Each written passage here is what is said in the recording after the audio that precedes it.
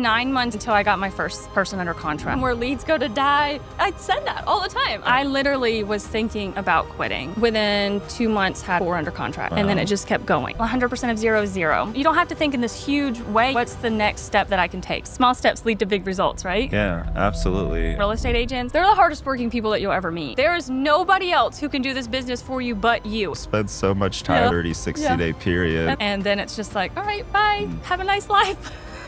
I want to get away from social media. I'm going into real estate. You need to start having a social media presence. Crap. I was like, I don't want to do social media. Yeah.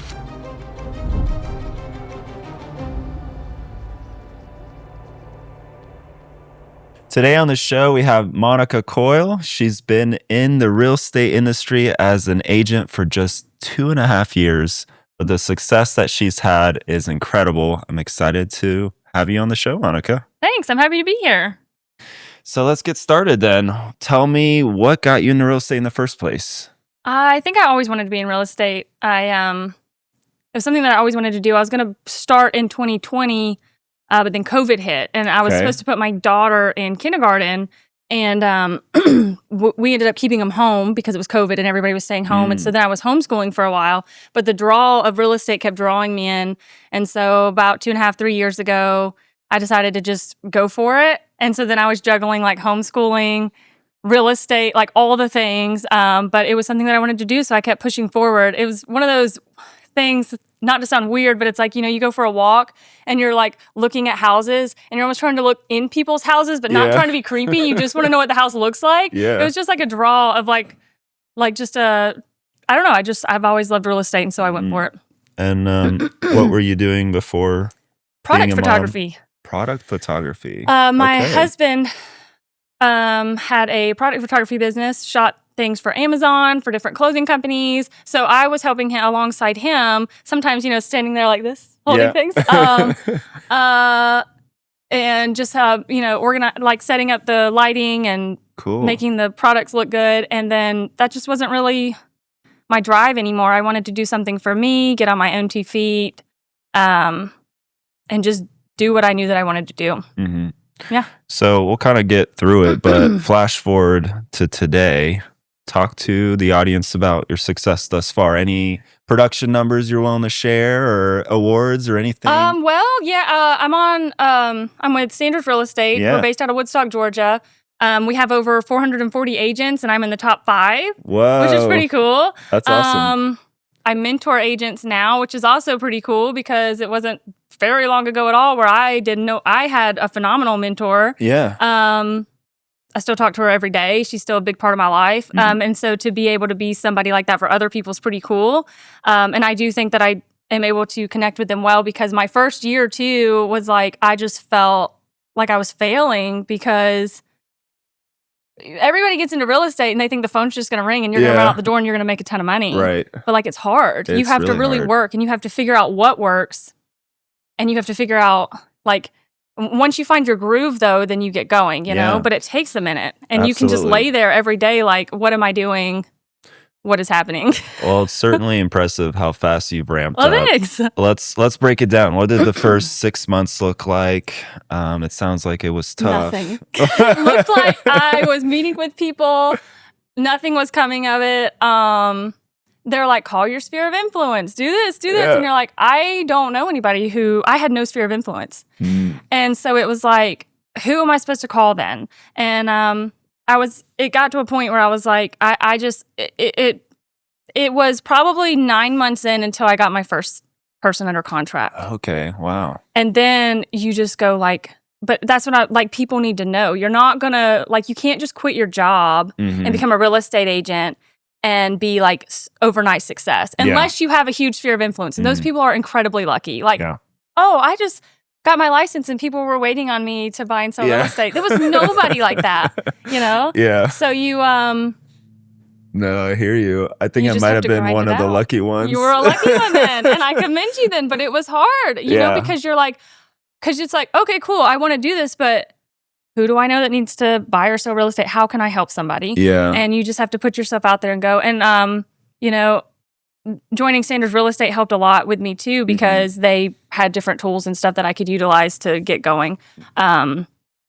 And they believed in me too. And having people that believe in you is massive. Yeah, 100%. So, but yeah, it wasn't like an overnight success. And I don't regret that though, because I think it makes you a stronger agent. Sure. Yeah, in the beginning for me, and it took a lot of planning, but I contributed to my like massive network at Georgia Tech and my old job. I come from tech consulting, and I got into real estate as an investor, and I started to invest in some deals, and then everybody kind of paid attention to what I was doing and asking me questions. So they gave me the confidence, like, I can help other people do this. I can quit my job. And so I was pretty fortunate and lucky to have really lucky. A sphere going into it, and it just transitioned. But a lot of people, they don't. I mean, I came from like a stay-at-home mom, like in this little bubble. Yeah.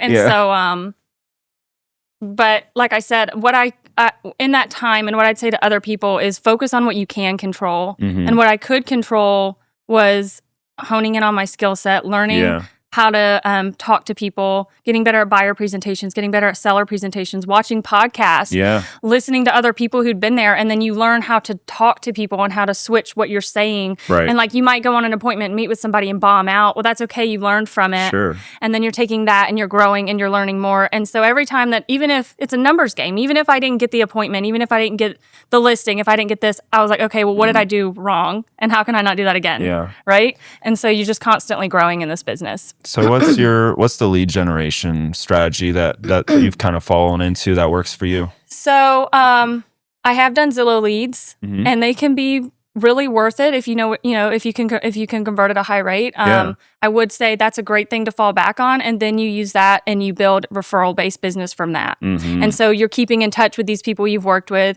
You're building value. You're calling them. You're checking in with them. You're maintaining these relationships, and so then you can just grow more in a referral-based business, especially if you didn't have a sphere of influence. So that was that some of your first closings? First like Zillow, is going to be leads? Zillow, Realtor, things like that. And and so one of the big struggles, like if you're going to do that, is you have to be sure not to just be used as a door opener. So you have to separate yourself from the rest of everybody else. But it is a great way to learn. It's a great way to get on your feet, and it's a great way to start meeting with people who then you start getting referrals and you grow your business that way. So kind of walk me through like the client journey. In the beginning, let's say someone reaches out, I want to see this house. So what's your conversion? Or any tips or tricks? Is this just like a regular person, or is this a random internet stranger from Zillow? Random internet stranger hit, I want to be connected to tour this house. Okay, so they're on Zillow and they hit tour request, and then it comes to me. Yeah. And it's either going to be a live connection or it's going to be a text message, right? And so live connection, you're going to talk to them. You're going to get appointment location motivation. Hey, this is Monica Coile, Sanders Real Estate. Zillow reached out to me and said you wanted to see 123 Main Street. What was it about this property that interested you, right? And then they start talking. Oh, we really like the floor plan. We like the yard. We like this. We like that. Okay, great. And is it only this area that you're looking at? And you just kind of dig in a little bit more. Sure. And then once you get to that appointment, I have a buyer book, and I think buyer books are my brokerage actually does it for us too. And you walk them through what's going to happen next. Most people have no idea what's happening when they buy a house or what happens in a real estate transaction. So when you show value and you walk them through what's happening, you immediately show that you're not just some random person on the internet. You know how this transaction works, and they can trust you. And it helps to build their confidence in you. But you also have to show up with a lot of confidence, because if you don't believe in yourself, they're not going to believe in you either. Yeah. So anyways, we've got a little off there. But that's basically, so that'd be a live connection. If it's a text, and say it's just a tour request and it's a text, then you're going to say, hey, this is Monica Coile, Sanders Real Estate. You're interested in seeing 123 Main Street. Are there any other houses you want to see while we're together? Yeah. Because they're going to hit that button a million times to other agents, and you have to grab them off. At what point do you get them to sign an agreement? So with Zillow, and a lot of people may not like this, but you do have that real-time tour agreement that I don't love. It doesn't really give you any protection. But after that first meet, but you can get in the door and be compliant with the rules and everything. I see. And so we can still kind of function how you used to, where you could at least get rapport on the first meeting. And so, but then after that, I'm like, no more freebies. Like, you're signing something after this. If you want to see any more houses, you're going to have to sign this buyer brokerage agreement. But I tell them and make sure we walk through what it is. Other than that, if you want to get it signed before, you can do a Zoom meeting before or have a conversation, let them know what's going to happen. But always explain that agreement, what it is, and how you're going to negotiate for the seller to pay your commission and blah, blah, blah, if that's what you're doing. Yeah, yeah. I want to go back to that book that you said. So you bring like a printed book. Yeah, I wish I had it. I have one in my car, actually. I keep a stack in my car. Cool. It's a buyer's guide, and it breaks down, the difference between listing, like a listing agent, buyer's representation, seller representation, dual agency. It just breaks down the whole thing. It walks them through their first steps, that they need to get pre-approved, that we need to, then we'll start looking at houses, and then we'll make an offer, and you're going to deposit 1% earnest money, and we're going to have inspections, appraisals, this, that. And it walks them through the whole thing so that they leave. And I'll even stop in the middle, and, you're like, this is a lot of information. And I know you're like, oh my gosh, this is so much information. But guess what? You don't have to remember any of it. I'm going to remember all of it for you. Yeah. And step one is to just hire Monica. Yeah. And she'll I'm going to take care of all this for you, the rest of it. But it's really cool because then there's no questions. They know, hey, I have to get pre-approved first. And then we're going to be able to look at houses, and we're going to explain why that's so important. And we're not going to waste our time. And it just walks them through. And then at the end of that, they're either going to be like, oh my gosh, this was so helpful. Or they're going to be like, I'm not really ready to buy a house, and they're going to ghost you. Yeah, yeah. Well, that's the thing, okay. But you can weed it out. Our team does Realtor.com leads, and man, there's a lot of people that just end up ghosting you, If you can get in front, and with Realtor, you don't have that real-time tour, so you could use like the F118, I think it's like a showing agreement if you don't want to do the BBA right away. Yeah. So you could use that as basically the same thing, but it has no protection for you. But the main thing with these online leads is qualifying them too. Well, they're like with anybody, Yeah. Well, you don't know anything about them. They weren't really a personal referral or anything like that. So it's like you're trying to figure it out them as much as they're trying to, build trust in you. Yeah. And then at the end of it, I have a thing. It's almost a brag sheet, and I don't like to brag, but it's almost like, hey, I'm not trying to brag, but we just met on the internet. So let me tell you a little bit about me and my team so that you can feel comfortable in me and we can kind of learn who we are. And then they're like, oh my gosh, yeah, that's really great. Cool. And the people who are serious, you're going to work with them. But the ones who aren't, that's okay. They're going to go their way. And you're not supposed to work with everybody. So you just have to keep your mindset in check on everything. But yeah. What do you think? It seems like you're pretty good at this now. What is your conversion percentage more or less, you think? I have a high conversion rate. I stay in the high rankings. It fluctuates. I don't really know exactly because we have different metrics that we go by. So let's say you talk to, 10 people. Would you say at least one of them? Oh yeah, at least one. Yeah. At least one. Yeah. If I'm going on 10 appointments, I'd be surprised if I don't get at least half of them, to be honest with you. Yeah, about a 50% once you get in front of them. At least, if I get in front of them, whether it happens now or on their time later, the people who are like, oh, we're not looking to buy for another year, I'm like, why are we at this house? Yeah. Why are we here right now? But that's fine. I'll keep talking to you for a year then. Yeah. Well, that's part of qualifying them, right? Okay, so now we don't want to buy something. This house won't be here in a year. I just want you to understand that. I guess you were bored and didn't feel like getting your own real estate license. Yeah. Yeah, some people are just window shopping, and that's why it's important to qualify. And we kind of put them in 3 buckets. It's like people that are actually willing or wanting to buy or sell in the next 6 months. And then over 6 months, it's like a follow-up nurture game. Yeah. What's your nurture game like? So we have a lot of automations, which is pretty cool. And it has a lot of AI in it that will start to figure out how you talk and who you are. And so it will follow up like for you too. But if I'm not using that, the people who I've made a good connection with, I'm going to talk to them on holidays. I'm going to like, hey, how you guys doing? Or, hey, I know you may not like be actively looking right now, but I did see this house and it looked like something we talked about before. Like, what do you think about it? Do you want to see it at some point? Just trying to re-engage them, but not being salesy. Like, you don't want to be salesy. This is really like, it is a sales business, but it's also a relationship business. Sure. And you don't want to scare them off. If you come on too strong, like I will say, like when we connect, like you do Realtor, Realtor, Zillow, whatever. If you come on too strong, I've noticed if I diverge from my script of this is Monica Coile with Sanders Real Estate, looking forward to showing you 123 Main Street. Are there any other houses you want to see? If I go in to say, hey, would you have a minute for me to tell you about the buyer process? Or if you go any further than that, they're going to ghost you because they They don't want to feel like you're trying to do anything more than open that door. And They so click that's that why when button. you get there, you have to really shine. Yeah, they click that button to go tour the house. They don't care about you. They don't care Not about yet. you, or but they will. so we've got them as a client. Tell me about retaining them. Any big tips or tricks to like actually get to the closing table and beyond?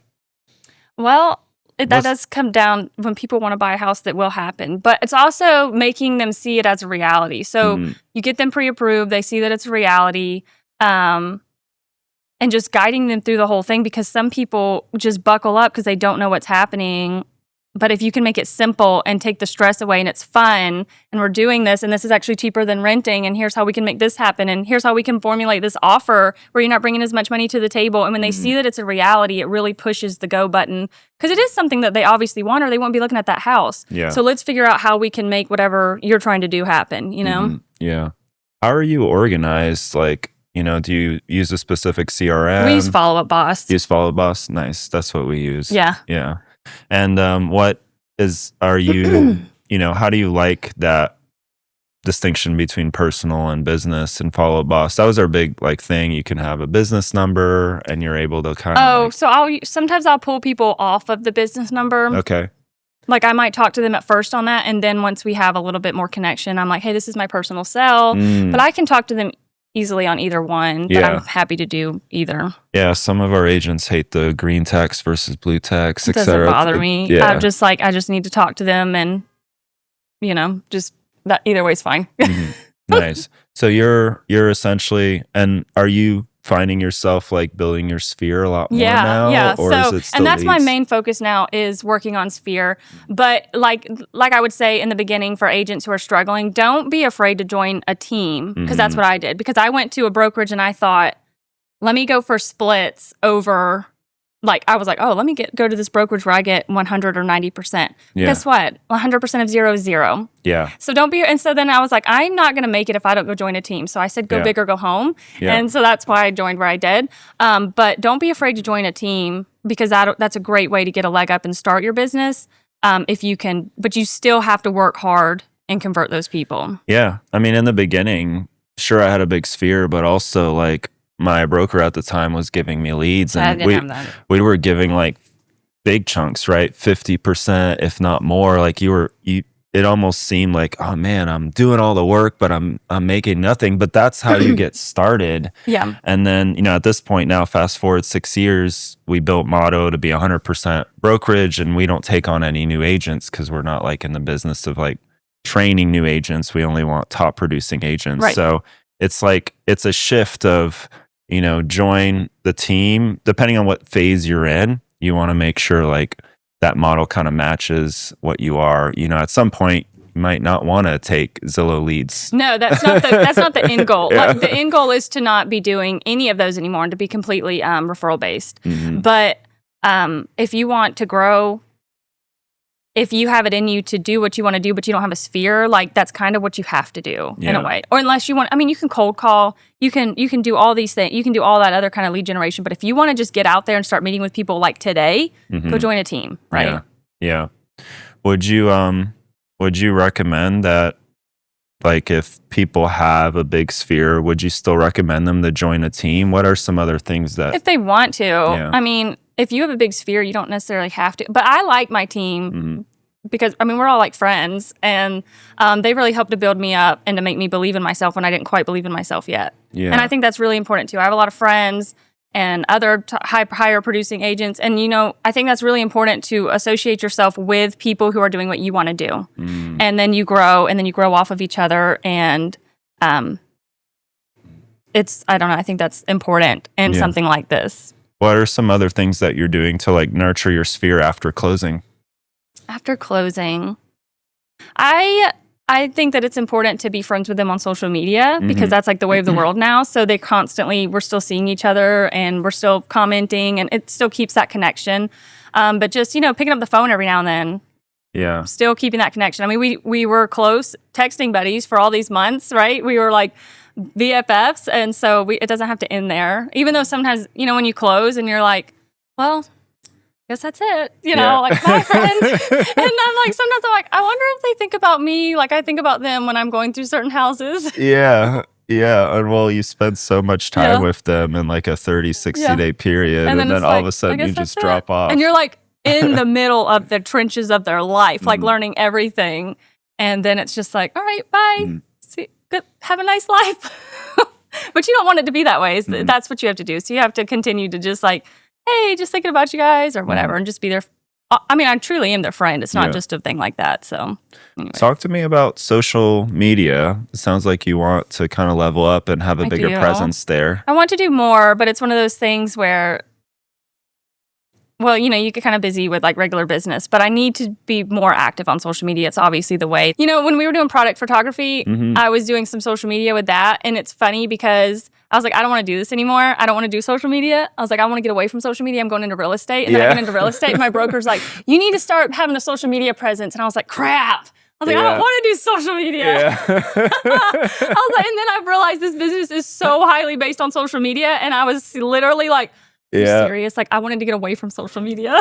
Well, I think you're going about it smart. Like, business comes first. Obviously, now we're slowly, all of our agents are becoming like brand agencies. Yeah, we are. So now we're all just like little influencers. We are. And it is important, right? You want to people that don't know you or that have been following you for a while to just like build trust and like get to know you. And that way the conversion is, they know, like when people reach out to you via social media, they know who Monica is. Yeah. They know what you're all about and they're pretty much already sold on working with you. And that is why I know that I need to lean into it more. And I think I'm getting more comfortable with that now. But I think when you're a brand new agent, you're like, what am I going to tell these people? Like, I don't know. And so now I think it is a lot easier to have stories and value and things that you can provide because you're doing this so at such a high volume. One of the things we've been really thinking about is just like trying to put the journey, like tell people how it is. Like you don't need to have it all figured out, even if you're just, just getting into it. But people love to like follow you for, oh, they're doing this and now they've accomplished this and now they're working on this or they struggled through that. So I think that's what really sets you apart. Yeah. Just being a human. Yeah, exactly. When you're trying to be like too scripted and you don't really come across authentic, like a lot of those videos for us failed. So right.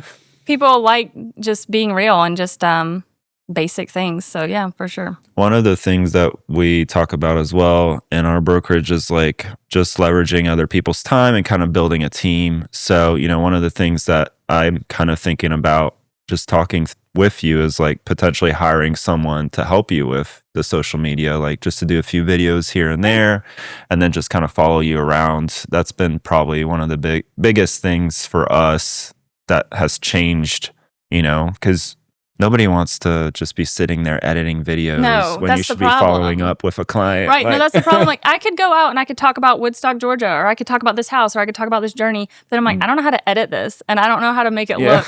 Like if I try to film something, it doesn't look good. Yeah. But like if somebody else did, sure. So I think that's where a lot of people have a hang up, but it is just taking that jump and then moving to the next phase and everything. So, but I do see that's the way of the world. Yeah. So leveling up the social media. Yeah. What else is in the cards for you to continue to grow? Leveling up social media. Just you just got to grind. You have to wake up every day. I really truly believe that, especially the high producing real estate agents, like they're the hardest working people that you'll ever meet. And we wake up every day and we bet on ourselves.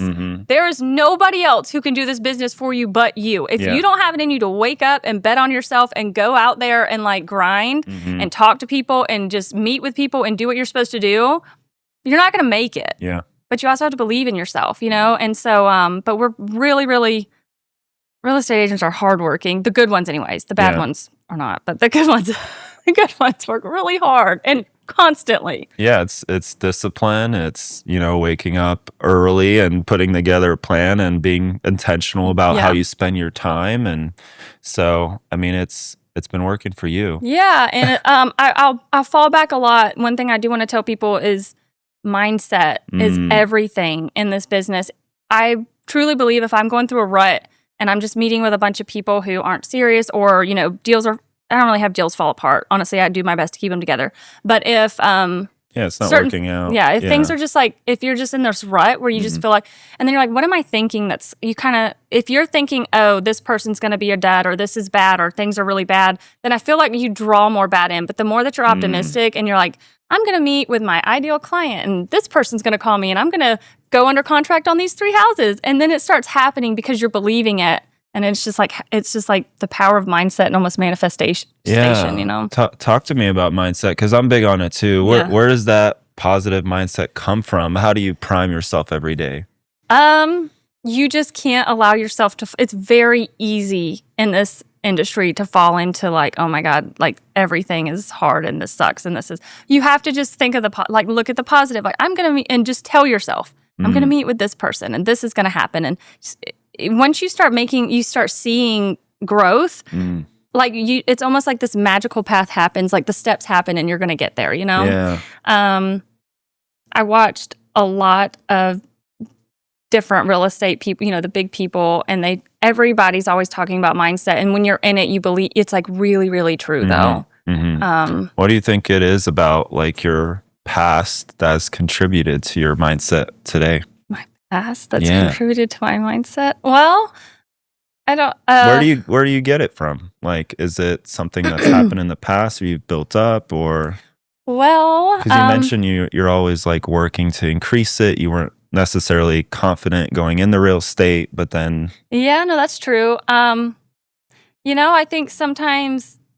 Well, I don't want to get trauma-based here. I lost my dad at a really young age, and I saw my mom always have to do things and it was just like, she was so strong. And I think I learned at an early age too, you can control like the way that you're feeling and what's going on, and you can choose to let things either control your life in a hard way where you're like, oh my God, like, you know, all these tragedies are happening and I'm going to go down this path that's not going to be the best for you. Or you can choose to like rise from it and overcome things and be stronger. And I think that foundation in an earlier on really you can build upon things like that. And so you're like, okay, well, if I could handle that, I can handle this and I can do this. And you just put your mind to work and you just go, and you just think you don't have to think in this huge way. You just think, what's the next step that I can take? Small steps lead to big results, right? Yeah, absolutely. And thank you for sharing that. Like I really do believe in adversity.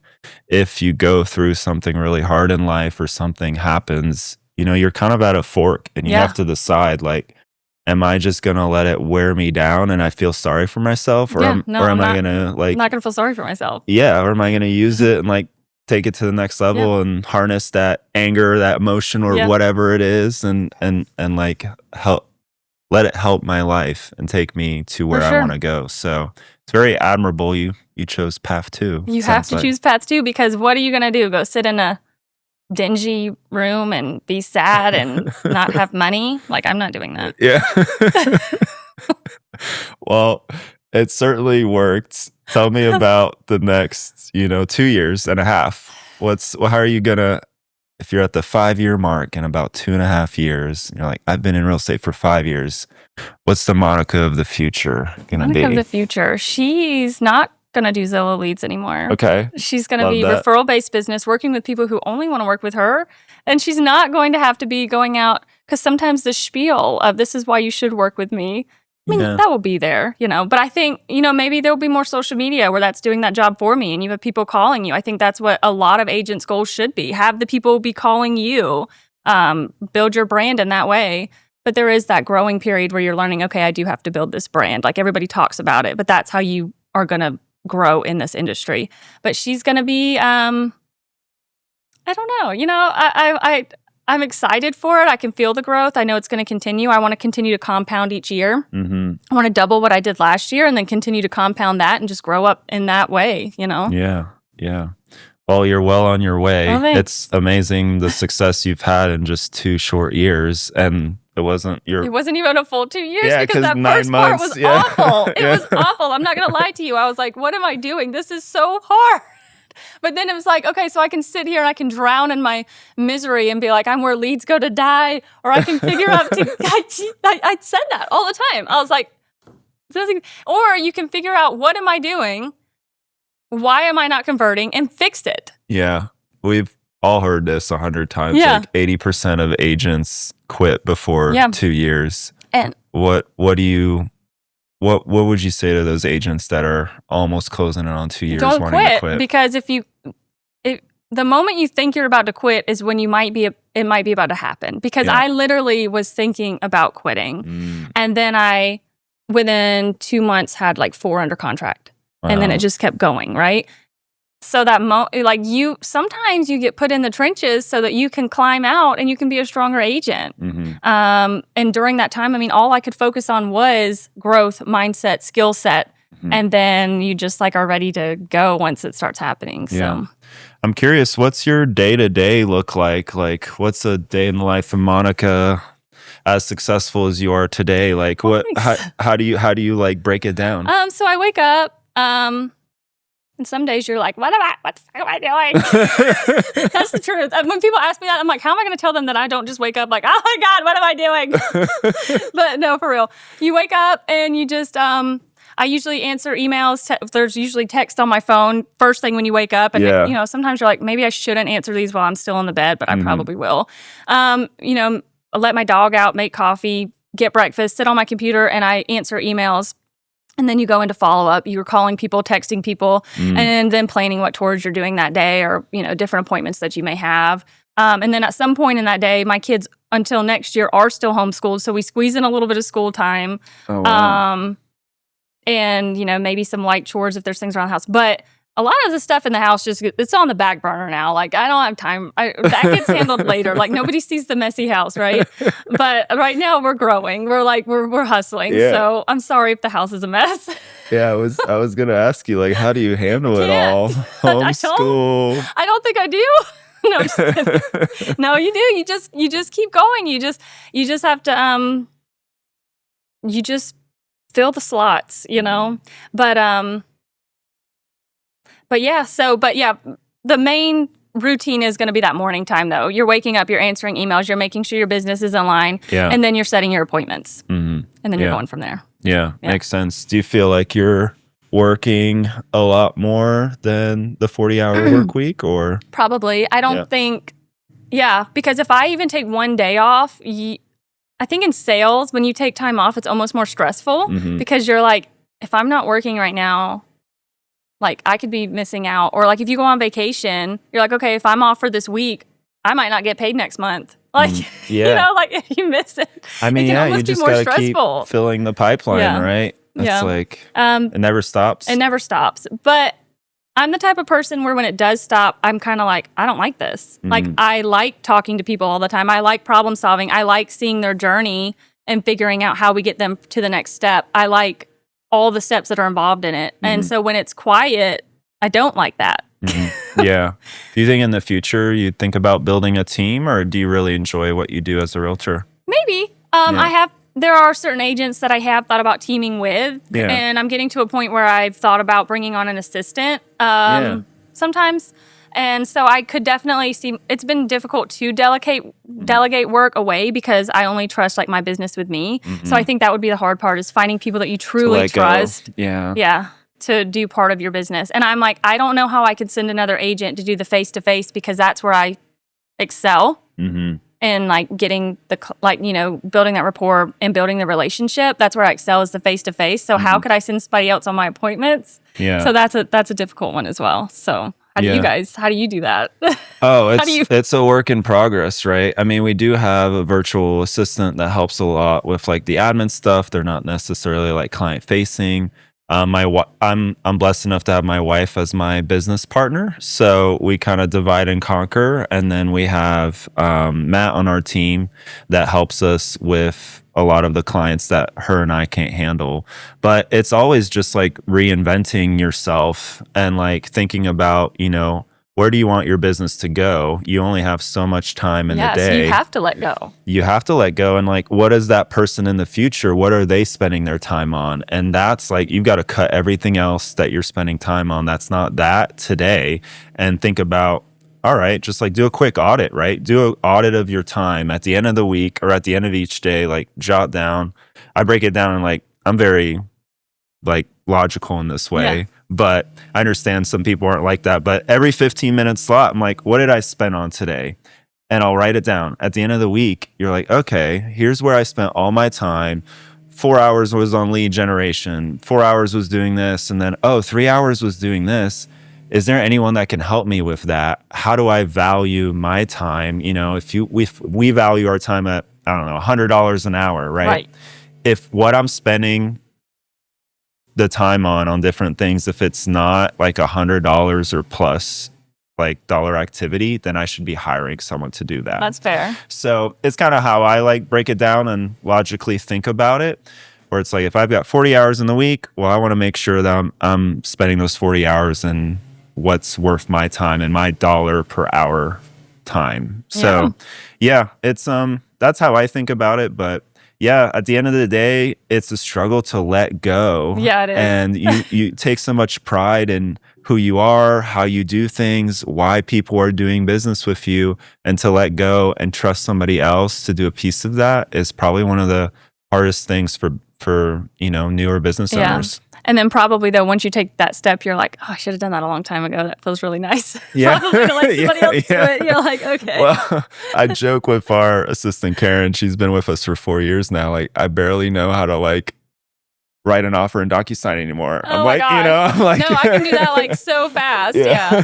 She knows DocuSign. Yeah. Well, I've taught her everything. She didn't know anything about DocuSign, real estate, GAR forms, whatever. Yeah. But like, we joke now that like she knows it better than I do. That's so funny. like at a certain point, as long as you surround yourself with people that have the potential to do even better than you at that task, and you just focus on the things that like are high value, but also that you really enjoy. You might like to write the offer, so don't. I do kind of like to write. I'm kind of a weird contract because I mentor other agents. I've got about 5 now, and I like teaching them the contracts too, because it's really, it's like, it's interesting. Like what can happen with those contracts and how you add it in different ways, and it can make it so much stronger or whatever. So it's so important to know. And so many agents, when I get an offer and it's not a good you're like, what are you doing, man? Like, how do you not know your craft? How do you not know how to write a how do you not know how to do this? Miss checkbox, blank here, wrong number. Like, that. It's like,